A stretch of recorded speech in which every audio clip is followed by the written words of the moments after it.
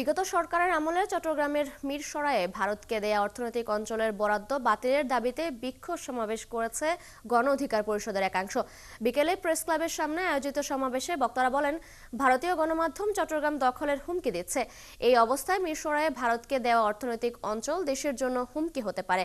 আগামী 3 মাসের মধ্যে এই সংক্রান্ত চুক্তি বাতিল করা না হলে জনগণকে সাথে নিয়ে অধিগ্রহণ করা জমি ফেরত নেয়ার হুঁশিয়ারি দেন বক্তারা। চট্টগ্রাম ও ফেনী অঞ্চলের নিরাপত্তা বাড়াতে স্থায়ী সেনা ঘাঁটি নির্মাণের দাবিও জানান তারা। সমতা ও ন্যায্যতার ভিত্তিতেই ভারতের সাথে বন্ধুত্ব হতে হবে উল্লেখ করে দেশটির আগ্রাসনের বিরুদ্ধে দলমত নির্বিশেষে সবাইকে ঐক্যবদ্ধ থাকার আহ্বান জানান দলটির নেতারা। বাতিল করতে হবে। আমরা আগামী 3 মাস দেখব সরকার কি করছেন। যদি এই চুক্তি বাতিল করা না হয় তাহলে বাংলাদেশে যে সমস্ত জনগণের জমি নিয়ে এই অঞ্চল গঠন করা হয়েছে আমরা তাদের সকলকে নিয়ে ওই জমি দখল করব।